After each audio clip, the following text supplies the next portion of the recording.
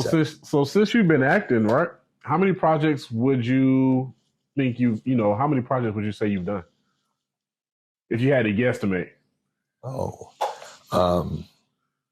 if you were to look at my resume, I've been acting since I was 5. So first time I went on stage in a production, I was in the 7th grade. So I don't know. There's probably 100. There's got to be over 100 projects I've worked on over my life. Yeah. Most of it theater. Yeah. I did a lot of little bit stuff when I was out in Hollywood. Day player stuff. I remember when I met Cindy. That's a funny story too. We'll get into that in a minute. But she found out that I was on The Bold and the Beautiful. Oh, really? And I've come home from work to this day, and she said, "In the living room watching The Bold and the Beautiful." And she quizzed me on the phone. She said, "Oh my God, you are The Bold and the Beautiful. Did you meet so-and-so? Did you meet so-and-so? How is this? What are they like?" I'm like, "Honey, I was husband number 3 in Lamar's class. I was what you call an under 5. I had like 4 lines." That's what's up, though. Yeah, that's what's up for real. So yeah, I've done a lot of work, a lot of commercial, most of everything I did is theater. I've got a degree in theater. Yeah, and I'm doing theater actively now. So. And I see, it's funny because one of my questions, you already answered it without knowing it was a question. I was going to be like, have you ever taken your talents to Hollywood? But you just said you was in Hollywood for a while. I did. When I went to school, I'll give you a little Reader's Digest. I went to school at Texas. I started at Texas Tech because my father wanted me to be a chemical engineer. Yeah. Right? I didn't want to be a chemical engineer. I wanted to be an actor. Of course, he told me that nobody was successful doing it. I still remember the conversation that I had with him. And he was like, "Nobody can do that. You're just going to waste your life doing that." And Jack Nicholson, and I remember them cutting the shot because the Oscars were on. Yeah. Cut to Jack Nicholson. And he's like, "Those people, they're all in an elite club. You'll never make that." And one thing about me is you don't tell me I can't do something because I'll figure out a way to do it. Just ask them at Pirates. That's Jack. Yeah. Oh man. But anyway, so I started at Texas Tech as an engineer, changed my major to theater, ended up getting a scholarship to Texas Wesleyan University from the Dean of Fine Arts there, who saw me in a high school production. Funny story is I called him up 2 years after he had seen this. I was a sophomore, failing miserably in engineering school and college because I hated it. And I called him up and I wanted to act. And I'm like, to hell with my dad and what he thinks. Yeah. And I called Papa Joe Allen Brown at Texas Wesleyan and said, "Do you remember me? I did the Elephant Man a couple years ago for Rockwell High School." He goes, "Yeah, I remember." I said, "Well, he had offered me a scholarship on the spot when he had given us a review." And I told him, "No, I'm going to go do chemical engineering at Texas Tech. That's, what Dad says to do." Something. Yeah. Anyway, so I said, "Do you remember me?" He goes, "Yes, I remember you." And I said, "Is that offer still good?" He goes, "Come talk to me." And the man gave me a scholarship. I had a 0.0 grade point average at Texas Tech for the semester because I was so miserable.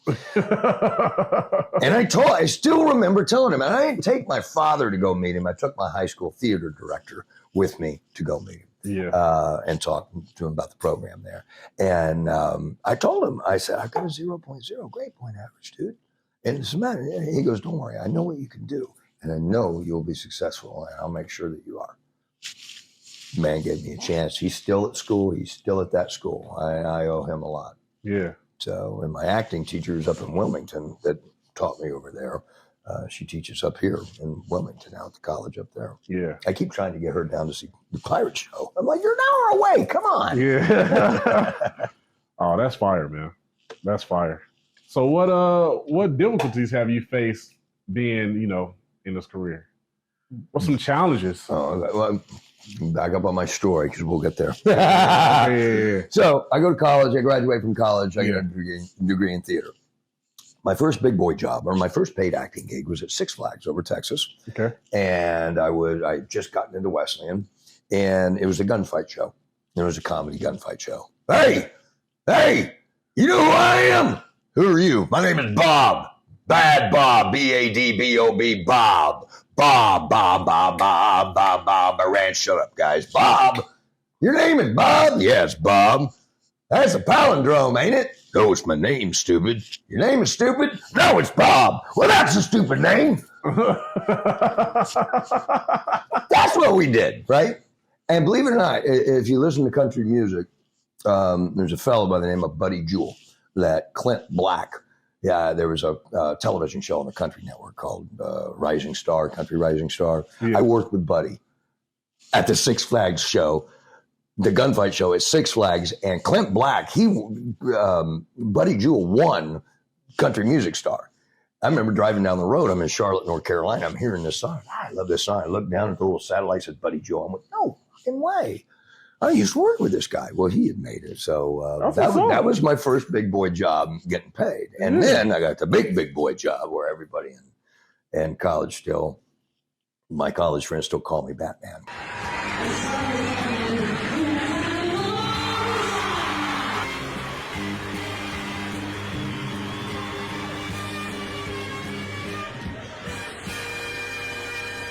Because I got cast in the Batman Stunt show. I did that for years. Yeah.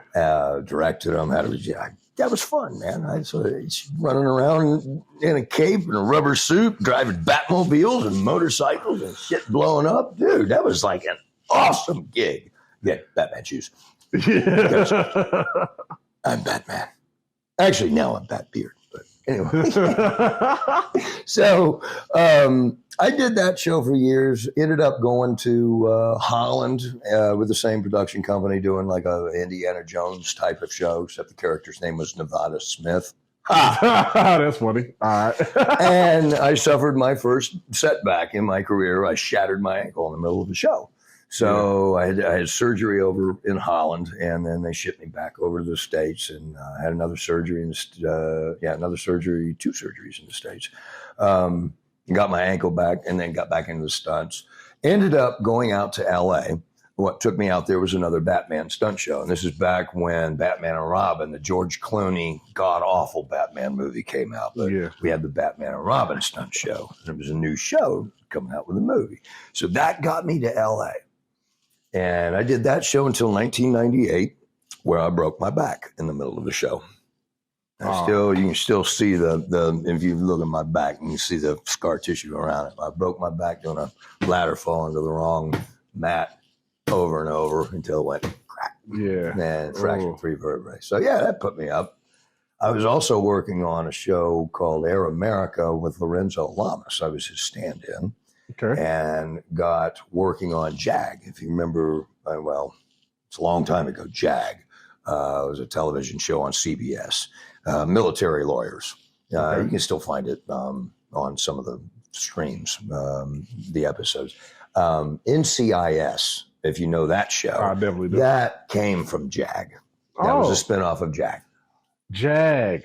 J-A-G. J-A-G, JAG. I do know JAG. Okay. They used to come on when I was a little kid. Yeah. I worked on that show for, I want to say 6 years.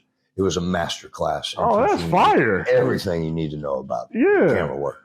So I did that for years, and then I started getting little bit parts here and there. Got 18 Wheels of Justice. Terrible television show. There was a Super Bowl commercial with a Diet Coke guy that had no shirt on. Sonny something, I can't remember the guy's name. He's a guy that got cast. It was the Super Bowl Diet Coke shirtless guy got his own television show. But the cool part about it was Billy D. Williams was in the show.